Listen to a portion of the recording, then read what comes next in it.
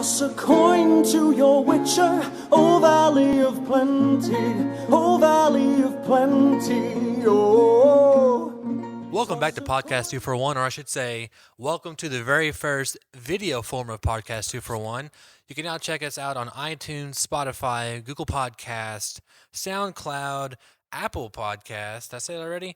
I don't think I did. know. And also on listening. now, of course, as you can see on YouTube, right? YouTube. We're officially #influencers. #influencers, if you say so, Daniel.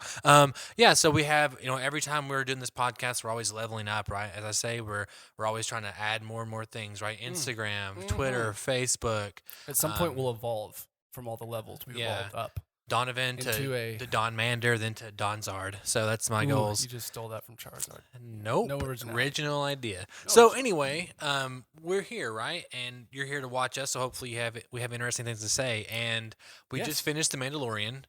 We did. 1 through 8 episodes. We finished The Last Jedi, talking about it. The last debate.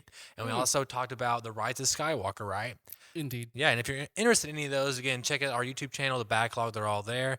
And now we're on to The Witcher. The Witcher came out a couple weeks ago, but December 20th. The same day as Rise of Skywalker. Yeah. Right. Very. Maybe we should compare and contrast them. Yeah, we shouldn't. No. So, The Witcher Daniel, would win. we're going to talk about the first 4 episodes. Next week, we'll be back in for episodes 5 through 8. What'd you think? First of all, I just want to say, look at this janky mic setup, because this is a gimbal arm attached to gimbal feet where I've screwed it in, and it's kind of wobbly here. No one cares. That probably makes a lot of sense. Nobody cares. This is why we need money. Okay? Nobody cares. This is why. Okay, The Witcher. He means this is why we need followers, because we get followers, then We need rich followers. Sure. Is what we want. Okay.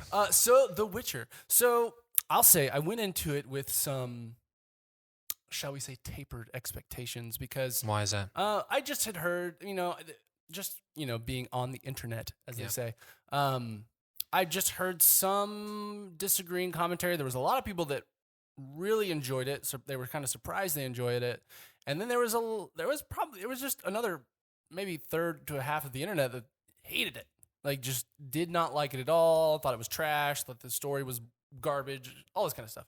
So I wasn't sure where I was going to fall on that. Yeah. I played Witcher 3, a ton of Witcher 3. I tried to play Witcher 2, but it is ancient and difficult to play.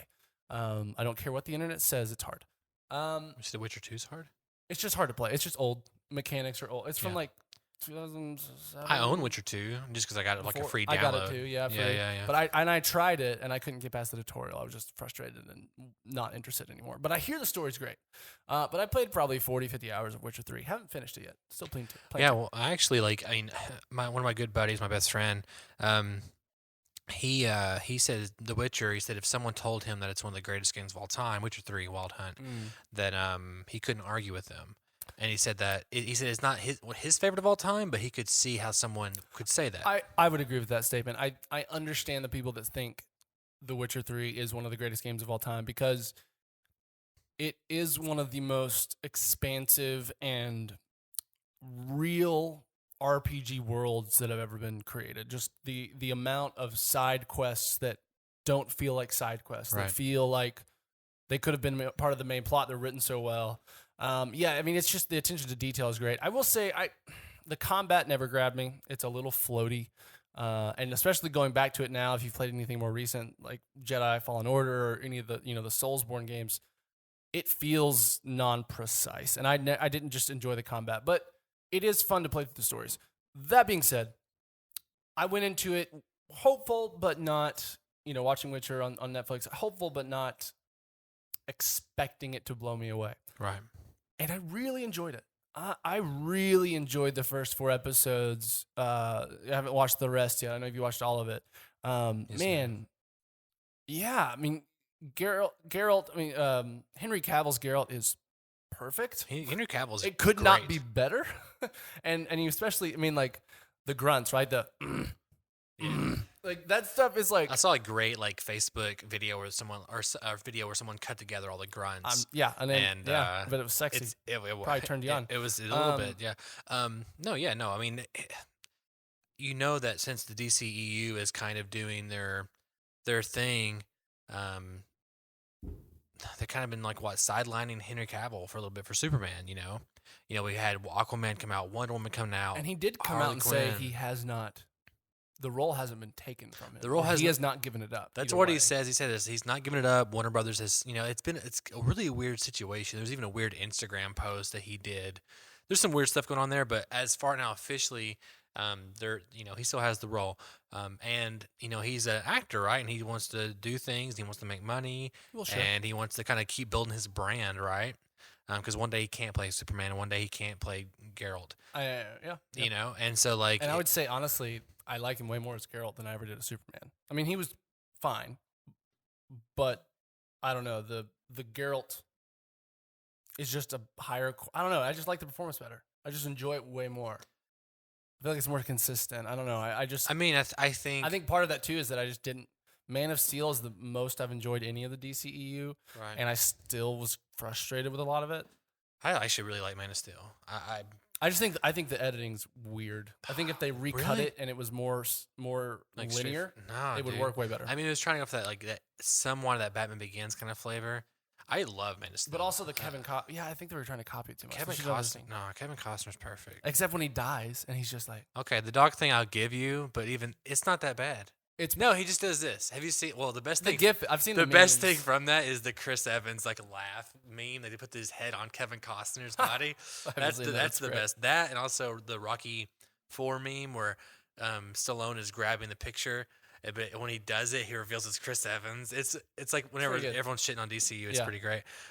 No, but see, I think that not to be unfair to Henry Cavill because he is talented, right? I think that Geralt fits his abilities better than probably Man of Steel, even though I do like his Man of Steel. He had I haven't seen him in enough. I know he was in that. You watch Immortals? He was in Immortals, He's the main guy in Immortals. the Marvel show. No, you're thinking Inhumans. Inhumans. Immortals is like a Greek mythology kind of like. When was that out? It came out right before Man of Steel. No, I never saw that. Yeah, and also did you see The Man from U.N.C.L.E.? I started watching it and got bored. He says he's a filmmaker. I'm a filmmaker with good taste. That's a fine movie. It's Guy Ritchie. Anyway, I think it fits his He was in Mission Impossible 5 or whatever, right? Fallout. Yeah, Fallout, which I was also an started intern watching at and kinda got bored. Skydance. Kind of got bored. You don't like him in Mission Impossible Fallout? Well, he does his The only his Mission fist Impossible bump. I've enjoyed was 3. You don't like Mission Impossible 1? It's fine, but it's cheesy. 1's cheesy? Do you Yeah. know? You don't even know what I'm No, talking actually, 1's fine. It's One just is- kind of generic action movie. about. Let's just move on. It's ridiculous.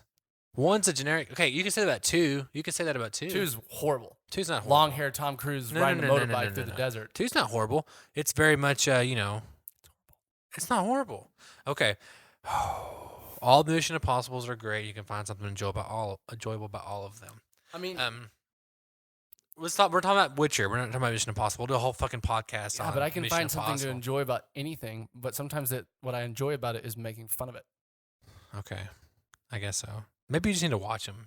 Again, actually watch them. I have a feeling you've never even seen Mission Impossible 1. I have on TV when I was younger. Yeah, don't count. Kind of counts, It doesn't count if it's on TV. It means it's edited. First of all, it's not the full cinematic experience. which is probably better, right? No, it's not Probably an better. improvement. No one says, "Oh gosh darn," instead of like, "Oh fuck." Like you say, "Oh fuck" if something is Did going they say down. fuck in that movie? Sure. You don't know. They don't say fuck because You don't it's remember. rated PG-13. You don't remember. It's really good though. Stupid head. So, Henry Cavill. Yeah, back to The Witcher. On the topic of this episode. Sorry about that we'll call it- sidebar. We'll call it Henry Cavill and things. He's great in this role, right? It Wonderful. seems like Wonderful. if he had a role, this would be the one that was made for him. Well, and he vocally said when they announced this, like, I want to play Geralt. Did he really? I didn't Oh, know because that. he is a huge fan of the Witcher games. Yeah, I saw. He I read, played that, like, he's played, I think Witcher 3 maybe his, like, most played game ever. I think he read. I read last time, like a couple weeks ago. He played it 2.5 times. That's a lot. Which is still a played lot. it that whole game It's a lot. 2.5 times. Yeah, that's a lot. That's a lot. So, and then I know when they announced it, I remember him vocally, like him either in an interview or in a post, I don't know, was like, I want to play Geralt. Yeah, and I'm sure they were like, okay. Oh yeah, Please. easy check on the mark there. Well, so you liked the first 4 episodes that you've seen so far. I really enjoyed him. Yeah. Really enjoyed him. The And- action is fantastic. The monsters are creepy Someone and said scary and cool. The monsters are amazing. Now, someone said that the action was better than Game of Thrones. Do you agree with that? And here's the thing. Most of the combat-y action happened in episode 1, right? There's that street brawl that he slices those soldiers up in a really cool Game of Thrones, way. and maybe this is like later on in later seasons. It's kind of more known for like big battles versus one-on-ones. And we got one. I mean, episode 1 had one big battle, but it was dark and it was fine. I mean, it didn't look bad, but it didn't like blow my socks off. I think the one-on-one battles so far are way cooler. They're more they're more interesting. Way more. I mean, even his. I mean, I say they're more cool. More cool. Yeah, I mean, think about the one in episode 3, right, where he's fighting. And I should have looked up the monster's name. He's fighting the king's daughter that was aborted and has turned into a monster. And that long sequence, and they kind of cut in between that and other sequences that are happening at the same time, or not at the same time. I don't know. But yeah, I mean, it's awesome. Like, and especially, did you know the moment where he's the creature's on top of him, and he uses like his I can't remember the sign's name, but it's basically like force push. Okay, a Star Wars reference. He does it on the ground, and the ground breaks. Yeah. Did you see the behind the scenes of that? No. It's really cool. It's a practical shot. They've got a cameraman on a bungee cord on the same. He platform. actually falls through that. He falls through it with the camera. Wow, that's really cool. Yeah. And I mean, I think that whole sequence was awesome. I mean, I don't know. I think the action so far on a one-on-one perspective is amazing. That sequence in episode 3 when he fights the whatever, that's probably the coolest part of the show that I've seen so far. And I've seen the whole episode. It may be so far. It's maybe my favorite like monster storyline. Yeah. By far. Yeah. Which I really enjoy though how they're doing it, because they're doing it exactly like the game. They're honoring the spirit of an RPG in some ways, and perfectly, right? Like, okay, so episode 1, he's asked by 2 different people to kill the other one. Right? And he doesn't know what to do. And eventually he's forced into a decision, what he feels like forced. But yeah, it's just really like that's a classic Quest line. Hey, this guy wants you to kill him. Well, this guy wants you to kill him. Well, what are you gonna do? You're gonna kill one of them, both of them, none of them? That all works. And then even how they're doing the monsters, like it's not just scary monsters that are bad that he has to kill, right? There's always more to the story. It's you got to go kill this thing, but there's so much of a mystery to unravel about why does this thing exist? What does it want? Right.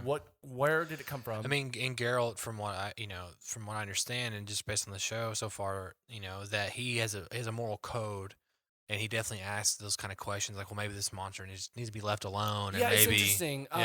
Because traditionally, Witchers are supposed to have no emotions because of the genetic mutations that have been done to them, right? Mm-hmm. But even in the games, there's so many things that push you to wonder. It really seems like he still has emotions of some kind. Like, even if they're like, he has something there underneath the surface, pushed down or right, restrained. But it does seem like he has a code, because the other thing is Witchers are basically monster bounty hunters in the lore, right? Yeah. They only work for money. And it's all about money. He definitely seems like, oh, I'll pay you this much. He's like, and they're like, all right. Oh yeah, and you get that. I'll but, give but you then more. Also, well, I guess in episode 3, he's kind of making up for what he thought was his own order betraying them, right? I think the first Witcher abandoned them with their money, and so he's like, well, I will do this. I'll take payment after, and I'll take a third. Of the price, right?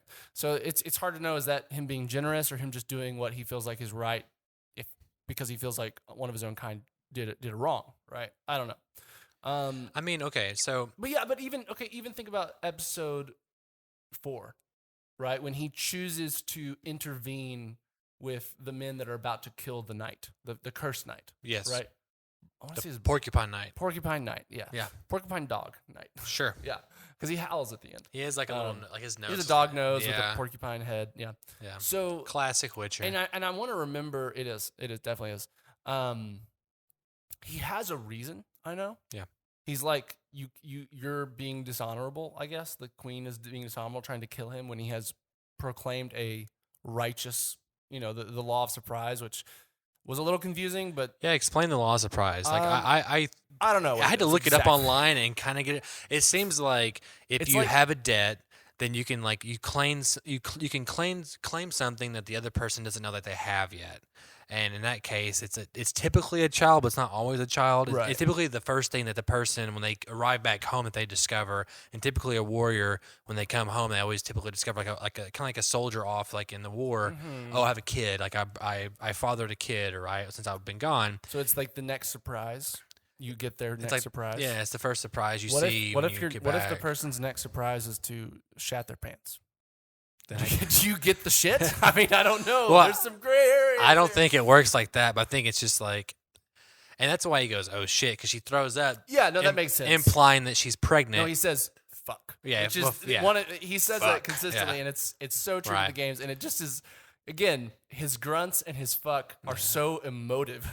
You get Right. so much information out of or fuck. You know, like you get a lot of context, a lot of information, a lot of emotion out of that. That Yeah. like, and it's just so true to his character, and it's so consistent. I mean, I really adore it. Well, as what I've seen, I enjoy Geralt, right? And we also have Yennefer, and we Yeah, the also other side have characters. is it Sicily? Siri. Siri. Her Siri. real name's Cyrilla. I think is watched her the full name. season like 2 weeks ago or something, so I'm a little fuzzy on it. So. Yeah, so Cyrilla or Ciri is another main central character in the Witcher Okay. series, the games. In Witcher 3, she's like probably 18 years old as a character. Okay. Yeah. Yeah. And Is she so- the one that? See, I played the very like first You- 2 at- hours. At times during Witcher 3, you play as her. Oh, well, I haven't got that far. Okay, Is sorry, she spoilers. spoiler? Is she the person, the little girl in the beginning that like you're training at the? Yes. Oh, okay. It's Cool. the flashback. Cool. Yeah. Yeah. Coolio. Which I think it serves as like the tutorial. Yeah. in the game. That's what it is. Yeah. But man, like I'm so far really enjoying Ciri's story. I don't think we get much of it. From what I we read get a bit of it from the you know? showrunner, she told us, I think it's a she, I need to check that out. Yennefer's takes place over 70 years. Geralt takes place over 20 years. And then Sicily's takes place, Ciri. Ciri's takes Get place your over facts right. over 2 weeks. And that's a really interesting like timeline of events and kind of my biggest complaint from the show. So, it's just like it kind of took me an episode or two to kind of realize like, hey, we're not in the same timeline. It did me too, but And I had to go online I've to even seen some look it people up. complaining about that. But honestly, it didn't detract from the story Yeah, and I kind of because they weren't really crossing over in a way that made until later when you start really unraveling what the timelines are here. But it kind of it is weird though, because like you're jumping. I don't know. There's something about it that I just wasn't a huge fan of. Like I love the world and I love yes, Geralt and I love just the magic is very like the Coven of Witches that Yennefer's yeah, all training that's with. cool. That's really I think interesting. it's really hard to pull off magic just cinematically in general. I think probably the best probably the best way I've ever seen is probably Doctor Strange, like something that's visually interesting. And, yeah, but and Doctor part of that's Strange because it isn't has like magic. It's when- like when part of that is because it has like money behind it, right? And like TV magic is kind of hard. I'm talking about visually; it's hard to pull off.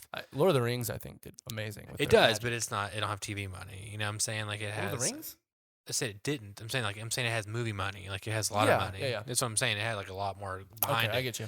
Um, I'm trying to. I mean, Game of Thrones. I'm trying to think. The magic stuff was like what the Red Woman. yeah, and it was so and- minuscule. And it was like fire and things that were Easy to do Yeah, practically. well, not even that. Just tangible in our world versus shockwaves and like other. You know, what I'm saying like the hurricane. I like the shockwaves. I think they look good. Yeah. I mean, I feel Also, I like might those be look good and were real. Like looked like they look in the game. I also might be talking about things happening that you haven't seen You yet. may be. So shut the fuck up. Exactly. Yeah. Whoops. No, I really enjoyed Ciri's story. I really so far. I've really enjoyed that she's kind of unraveling that her grandparents weren't actually that good of people. Right. Like, right. and like seeing her wrestle with that, I've really enjoyed so far. The last scene I saw with her was she was like she's in the Bokan forest or whatever, and then she like drinks the special sap, and she like goes to the big tree, and it just says Ciri or something like that, and then the episode's over. But yeah, no, I'm enjoying that. I'm really enjoying Yennefer. I think the Yennefer's actress story is great. is very interesting, and she's really cute too. Yeah, she's beautiful. Yeah, I know. she is. Me and my wife were talking about it, and I was telling her, I was like, well, to me, I mean, I know the games, so I know that Yennefer doesn't look hunched over like that, so I knew they were gonna fix Yeah, it. I But never also, knew. you look at her and you're like, that's a beautiful lady that they're making look ugly on purpose, or not ugly, but less pretty, and they're not going to keep it that way. Backtracking. What? You're backtracking. No, not ugly. Well, I don't want to be rude. But they're giving what is a beautiful woman physical defects. I mean, definitely. And they didn't cast someone that pretty to keep them in defects that long. Yeah, honestly, I didn't know that was Yennefer. Like I knew. Sorry, Well, they reveal it later. I knew it was Yennefer based on her calling her Yennefer or whatever, but I didn't know that was the same character. The only thing I knew, which was a little late, honestly, a little later, because he says lilac and strawberries. You haven't got that far yet. And I was like, wait a minute. The first thing Geralt says in Witcher 3, the game, is like, you smell like lilac and strawberries. Yep. And I'm like, oh shit, is this the same girl that he's in love with in the game? Like the first hour I played? It is. It is. And I was like, it's her. And honestly, I'm assuming she comes back, but the girl that's in the witch that is in episode 3 that helps him get past the King's Guard, helps him actually capture the monster, right? Yeah. Triss Marigold. Triss, yeah. She is also a huge character in the games. And really, there's kind of a love triangle between Geralt, Triss, and Yennefer. Wow. And I'm having not seen the last 4 episodes, I'm assuming she would come back just because of how big she is in the games. And I think she'll definitely come back. And if not, she'll definitely come back season 2. I would guess. Yeah. I mean, well, how do you feel about Yennefer? She seems kind of. Well, let me ask this: what's the last thing you saw with Yennefer?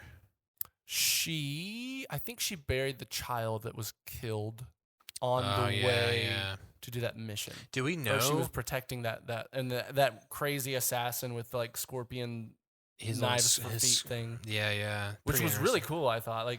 It's a cool chase, kind of a cool, keep go, constantly hopping, jumping through portals. And honestly, I loved it. I was really when the monster's about to get the baby right at the end, and it's raising its claw up, and then Yennefer uses magic to make it slice its own head off. Yeah, that was cool. That was cool. That was really that's cool. That's awesome. It was and cool. That's a nice little twist to make. It's kind of dark. I mean, Oh yeah. There used to be a thing where you couldn't kill kids in movies or TV shows, and it seems like when in the 80s. I mean, just in general, it's kind of like an unspoken rule. You just can't do it.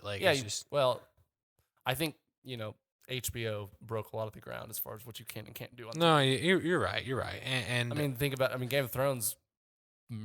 Burns a little girl alive. Yeah, you're right. That's worse. I think just by seeing her own father and mother. I think just seeing a dead baby is kind of striking. Oh yeah, and it's just I think it's sad and again, and I almost wonder if it'll come back in some way. You kept expecting her to come back to life, the baby. Did you? Oh yeah, well, when she's doing the magic and she's trying to revive it. Oh, I didn't think that. I mean, I was like, I think because here's the thing. At that point, I think this is episode 4. I was really starting to understand the way the timelines and characters and sequences related to each other in terms of time. And so I was thinking, what if this baby grows up to be a character we've already seen? Oh, yeah. Their parents get killed, but Yennefer saves it and takes it somewhere safe. Obviously the father isn't going to take care of it. He killed it. So I was wondering, is this character going to be saved and then end up being older later and someone we've already seen or something? Right. That didn't happen, and it was sad, but it was a good moment for Yennefer. She has that monologue that she's talking to it, where she's like, "You're lucky. You're lucky." It's heartbreaking. It is, and you do. I feel like they've done a great job of giving context and reason for why Yennefer feels the way she does about herself, right? About the world. Her backstory is obviously very tragic, and then of course, this loops in kind of one of the other main threads is with the elves, right? And that whole history, backstory, what's going on, what are they? Some are short, some are not, I guess. Yeah, there's some interesting. Again, when we first saw that short guy, I was like, oh, that's the only elf we've ever seen, so he must be they must all be short, kind of wood elves or another game like Skyrim and stuff. There's I think wood elves that are typically short. Right. I was like, oh, I guess elves are little short people, but then they're not. Then you find out later when the king has Geralt, right, that they're not short. They're normal. And some of them aren't. What is he? His guy that kind of ambushes them, and we get the. It's a Sylvan. Sylvan, yeah. I think with a Sylvan. And those are definitely in the game. I think that's the same episode we get the toss a coin to your Witcher. It is for sure. Which is a great. As it's caught on. It's pretty big. Which that character, I don't know if they've said it. I don't think they've said it up to the point I'm at. His character's named Dandelion. Dandelion. That's the bard's name, and he's another recurring main character, recurring character that Geralt interacts with throughout the games. Okay. He's a big thing. That was kind of my question I had is He's- like, I just don't, you haven't seen it all, but like he doesn't really appear towards the end. And I'm kind of like wondering, is his story ended? Like, if it's over 20 years for Geralt, that's the thing. I hope not. Again, back to real quick. I like the world. I like the characters. I just wasn't a big fan of this format. This format it was kind of presented. I think they kind of thought it was gonna be interesting, and people would be like, oh, this is kind of innovative. Not even innovative, but like, oh, it's a different way of doing what it. I liked about it is that it kind of gave you a mystery to try to be figured. Once you kind of caught on to it, to me, then I was kind of locked in for looking for more crossovers, and I found them that aren't. I wouldn't say they're blatant, but they're findable pretty easily. Right. And that was really satisfying. Kind of like the painting. So yeah, for example, in episode 3, the king, in the context of that episode, the king and his wife or his sister, basically the king banged his sister. They were having a baby. Classic king. Classic kings. But he really seemed like he was in love with her. It didn't seem like a rape. And which I guess wouldn't I mean, say that doesn't mean it wasn't. It doesn't, rape. but even the guy, so the other guy, his like court guy, general, I don't know what he is. He says the king turned her against me. So that almost makes me think she did also love the king, and she decided to stop having sex with this, side hustle guy, whatever he is. So obviously that's the guy that puts a curse on the king, which ends up killing the king's mother, or the queen, his sister. God damn it. Kills his sister, a.k.a. the father of his unborn child. Right. And then they put the mother in the crypt, and then out comes a monster from her belly that's developed from this unborn child, which is also a really cool homage maybe to a really interesting, one of the best quests in Witcher 3, which you'll get to pretty early, that has to do with a guy that's named the Bloody Baron, I think, and he has kind of a similar situation, and you have to help him out of it. And it's a really good quest, and it's really heartbreaking. Is that the one where there's like a well and there's a witch there? Maybe not. I don't think it doesn't have to do with the witch that I remember. Yeah, maybe not. I say witch, loose terms. I think it's more about. I think it's even more about. It's not even a curse. It's like the way he disposed of the whether it was a stillbirth or an abortion. I don't remember, but like the way he did it created a monster. Damn. Basically. That's kind of cool though. And they in that universe, there's not even the possibility of like in that quest. There's no way to change her back. They have to like find a way to put her at rest, basically. Which is it's awesome. It's really good, and it's just you have to like investigate and figure out what really happened and confront the king, and he's like breaks down and cries. It's just really cool. Well, speaking of the sequence, I think in episode 3, right, where he's fighting this monster. This is the first time I honestly thought the way they kind of cross-cut it with Yennefer, like in her, they're taking away her ability to give birth, right? Plastic surgery stuff. Bone surgery, right? Yeah. And I thought like initially, and this is me not knowing the games or anything, I was like, oh, is this like showing how she becomes this monster? Is this all leading up to like? Are we going to get like episodes now of showing like basically? Here's how at that point I thought the format was going to go. We'd have Geralt doing his thing, and then you would have another side story, and then they'd basically be like, "This is how that monster become," and then they'd meet like 2 episodes later, and then it'd be like Geralt taking them out, and then like, it's kind of like the formula we're going, which would been kind of a cool formula. Like we're getting like new characters. I knew on the that side. they would never turn Yennefer into a monster. Well, yeah, so you had knowledge preview than what I did, but the way they cut it definitely seemed like. And then whenever the reveal that she's not Yennefer, like she's like steaming and it's daylight now, I was like, oh, that's not Yennefer, that's not that girl. Also, I was like really not confused, but I was like, oh, so this is not what's happening. Yeah, but going back to it, that episode has one of the most satisfying crossovers for me, which was when they first enter the castle where the monster is. They're kind of investigating. It's daylight. The monster only comes out at night. They find a picture of the king and the queen, his sister, as young kids. And they're like, that classic, like, just portrait that was painted of them for the castle, whatever. And they have a very distinct look. And my wife was even, because the girl, has curly blonde hair. Yeah. And she was like, is that Ciri? Or is that Ciri's mom? And I was like, I don't think so. But anyway, when later on in that episode, we're in a Yennefer sequence. And Yennefer has just, I think it's right after she has gotten fixed. Her body got fixed, and she's like, showing everybody up on the dance floor and like dances with this king and really impresses him or whatever. And they right at the end of that scene, they cut to, or she's introduced to, somehow they introduce, hey, this is this queen and her 2 children. Yeah. And you look, those kids are in the exact same position relative to each other, have the exact same haircuts and clothing on as the photograph in the castle. I mean, it's if you just compare them, you're like, yeah, that's obviously them. But it was several sequences ago, so it would be fairly easy to miss. Right, and the painting is like all old and weathered. It's all old and weathered, and that was at like more the beginning of the episode, Right. and this happens towards the end. But then I was like, oh, that's awesome. Like for one, it is obviously telling Yennefer's age or how her timeline is relative to the others, like Right. obviously decades before.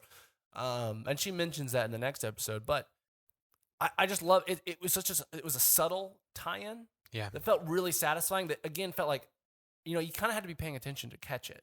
Yeah, I think that's part of my problem. Like, there's something about it. Like, I enjoy the world, but it just never got to me the point where I was just like so engrossed, where I was just like obsessed and watching it, and like picking it apart and being real, analytical about it.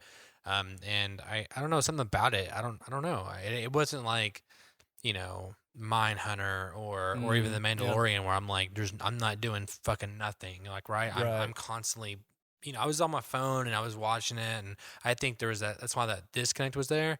So it really makes me want to go back and watch the whole season now again. I've done that totally myself. In fact, I've started shows over because I did that, because I was like, wait a minute, I'm not even absorbing this. And I'll actually say the first episode I was kind of like that, at least half of it. And then I was like, this is stupid. I want to watch this and experience it. And after I did that, I really got engrossed in it. I will say the first episode, I watched it first time on my phone, and I was like, okay. And then I watched it the second time, and I just paid attention and really absorbed it and got engrossed in the world. And I was like, yes, I'm in. This is great. This is just wonderful. Yeah. You know what I mean? But yeah, I mean, it is there anything in particular? It could be improved. I do think, and in fact, I'm fairly certain, that either an article with the showrunner or someone at Netflix or something has said following seasons will be much more linear, much more straightforward. And I think they've even said kind of, more typical of like your HBOs, where 10 episodes about one central plot. Yeah, I think that will help the show a lot. Yeah, I do too.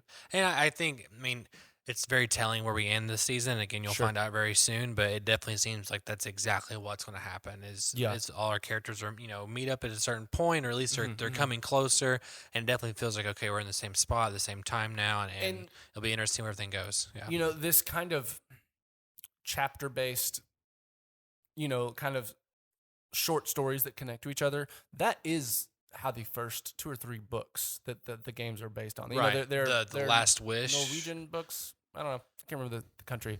Wherever CD Projekt Red is, and I think it's in... Is that the author? Amsterdam. That's who makes the games. Oh. CD Projekt. Oh. But they bought the rights. I thought you said like some fancy Norwegian name. And I was like... I was trying to be like, I was like, damn. And like saying things right, because it's... I was like, damn, their name is CD Projekt Red, but they always say CD Projekt, because they're like Amsterdam. Is that their accent, or is that this? Yeah, it's their accent. So that's not how you say it? But I've heard English people call it that too, and I'm like, I don't know.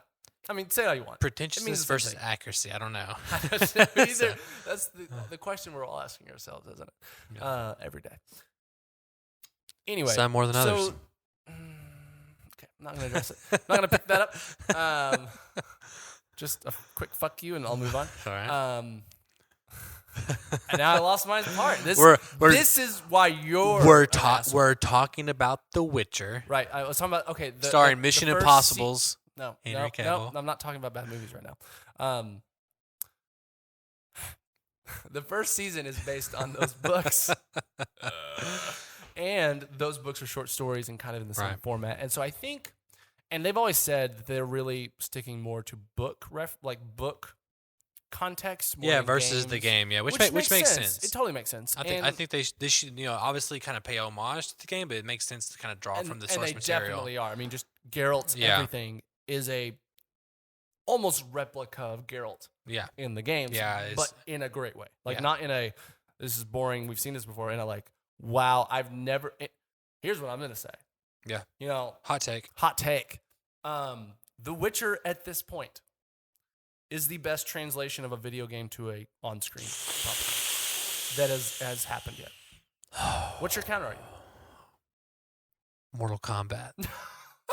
1996, baby. Okay, it's enjoyed because it's campy Actually, and bad. and maybe 1995. I had to look that up. It's Campy and no, it's dude, campy go and fuck cheesy, yourself. and that's why people enjoy Have you it. seen that Mortal Kombat movie, the Yeah, original? a long time ago. You said it like you just said it to me like, yeah, it was not that good then. I didn't it's not enjoy that it. good now. Well, you're just wrong.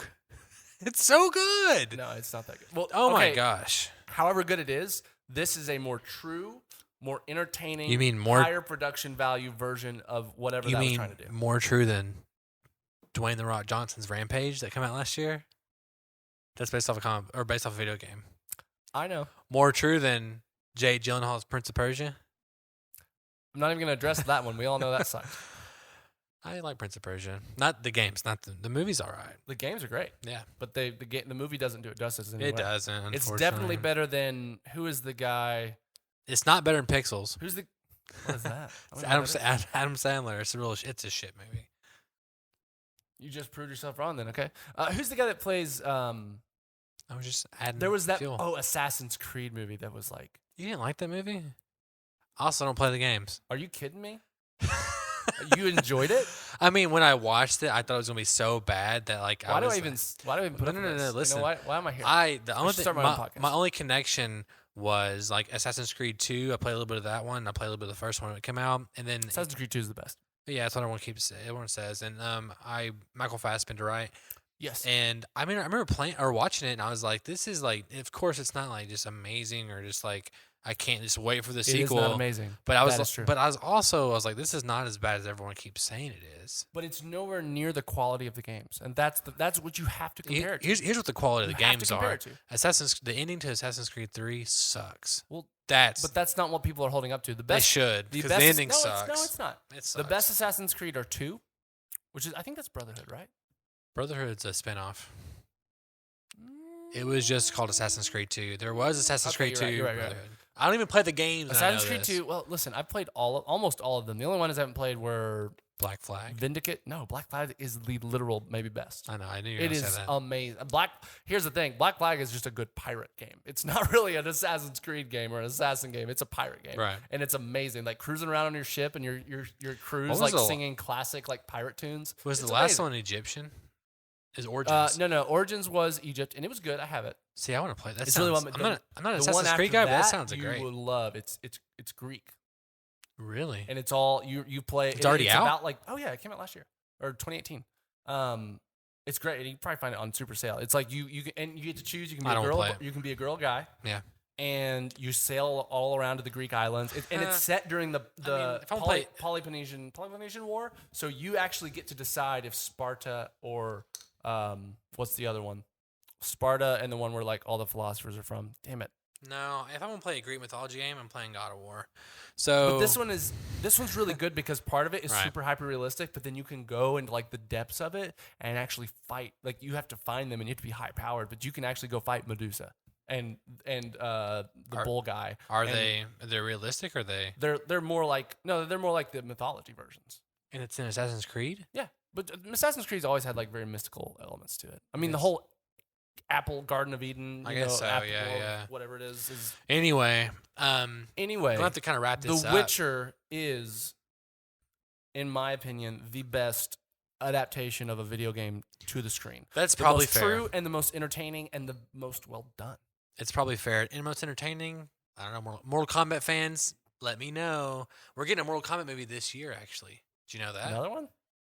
Yeah, Who's doing it? it's a reboot. I can't remember, but it's going to be apparently awesome. You don't know who's in it or who's doing it, but apparently it's awesome. I mean, it sounds awesome based on the press I release. have questions. Based on, we'll watch it. We'll talk about it on the podcast. I'm sure. I have good faith in it. Yeah. So general thoughts. First 4 episodes. It sounds like you really like it. I'm in. I'm Um, enjoying it. I mean, I'm in, but I have reservations. I'm hoping season 2 really proves. But again, I'm probably gonna have to go back and watch the last 4 again, so I can have more to talk about next time because I feel like I can't remember. It's all muddled together. Yeah. And I'll give this anecdote because I think it tells. So my wife and I have been watching Watchmen, which we will definitely cover. Very soon, very soon. We're 4 or 5 episodes in, and we are loving it. Like head over heels, like into it, hardcore. Right. Give me more. Like we could binge it all night if we didn't have to get up in the morning. And so we wanted to watch Watchmen last night when I was watching this, and I was Right. like, Well, I really need to watch Witcher to for the podcast, and we did. And here's what I was thinking. I was like, I'm gonna get 2 episodes in and be like, let's just watch Watchmen. Yeah. Like I really just only want to watch Watchmen. This isn't doing it nearly as well as Watchmen. Comparing like what is universally acclaimed as maybe the best show of 2019, right? And a show that has more mixed reviews. But man, I did not regret watching Witcher at all instead of that's Watchmen. good. That's like good. It was like, I'm glad this is great. And now we're kind of like, wow, great. We have 2 different shows. We can't wait to finish. Yeah. I think part of it too is like there's that disconnect there. I think for people who play the video games and kind of know more of the story, they can kind of already kind of piece things together a little quicker. They also can they have context for like these characters and like because to you you've already been through adventures with them, so you're attaching that to Geralt, even though I haven't. You're not lying. You're not lying. But like you said, was it last week? I think The Witcher 3 broke its records from launch on Steam concurrent. Like it was over 100,000 concurrent players on Steam. I bought it on sale. 100,000 concurrent means that at one time there was 100,000 people. So there's like millions of people playing it over the range of a day. Oh, I'm sure. Right? Yeah, they made a lot of money. And they only made the highest they got when they release of May or June or July. I don't know, it was summer of 2015. 5 years ago. Damn, 4.5 at least. They got up to 90, right? Wow. And so they've eclipsed it by at least 10,000 on Steam by itself. Who knows what the numbers are on Xbox? And now it's on Switch, which is a whole new market. Now, the only thing is it's full price, and I think that's kind of bullshit. Everywhere else, you can get it for like $20-$30 with all the expansions, all the stuff. I bought it, honestly, I think I bought it for $14.99 for everything. Yeah, I think I got it for about $15 on sale a few years ago. That was 2 weeks ago I got it. But on Switch, it's $60, and that's just Nintendo being Nintendo, and they're kind of course, dummies. they don't ever just lower anything. Well, they do on third-party stuff, but I don't know. It's just stupid. It needs to be like comparable. Cheddar cheese. Cool. So let's, my thoughts on it. Next week we'll pick back up and we'll kind of finish it out and see where we're going with the show, what our expectations of it, if it's still holding up to what you think, and kind of more of my thoughts on it, and where we hope it goes next. Yeah, of course. That fun stuff. Yeah, and So, where can our listeners write into us or leave a comment, Daniel? Right. So, I'm probably going to put it on the screen right here. Right here. Okay. Right here. bit.ly/241mail. And I'll put some, graphical things because now that we're on video, cool things can happen. Like cool video things can happen. Visuals. That you and podcasters audios. can't. It's like, get the full experience now. Yeah, it's like magic. It is like magic. Of course, like and subscribe the YouTube channel, share it, like and subscribe, give us a rating on iTunes, Facebook, Twitter, Instagram, all that good stuff. All that stuff helps us, become noticeable and people can find us and listen to the podcast more. And it just helps us in the end, and it also helps us produce better content for you guys. Absolutely. This is our first time doing a video for the podcast, and hopefully hopefully it works out, and hopefully we can get to continue to do this every week. Yeah, and if there's any, influencers, streamers, I don't know, Dr. Disrespect or Ninja, I don't know, I can't think of any YouTube influencers right now. If you stumble upon it, our podcast, and you want to be on, email us. We'll talk about it. I mean, there may be some fees involved, just, but the fees equals if you 0. want to fly to Arkansas, Little Rock, Arkansas, literally the capital where everything, the world revolves around Little Rock. Yeah, it's basically what they say it's bigger than California now. Yeah, they call it New Hollywood. It's bigger than all the celebrities live here. Yes, every one of them. Yep. Look, there's Hugh Jackman walking down the street. Oh yeah. Hey, Hugh. You said Hugh Jackman, right? Yeah, I said Hugh Jackman. Okay, good. Hugh. I'm just glad I kept that. Hey, consistent. Hugh. That's our accent peeking through there. Anyway, so. Like I said, shout us out, email us. We'll see what we can do. Of course, leave us comments, all that good stuff. So thank you so much for listening to the podcast today. My name is Donavon Thompson. And I am Daniel Wingfield. And toss a coin to your Witcher because we have spoken. When a humble bard graced a ride along with Geralt of Rivia, along came this song. From when the White Wolf fought a silver-tongued devil, his army of elves at his hooves did they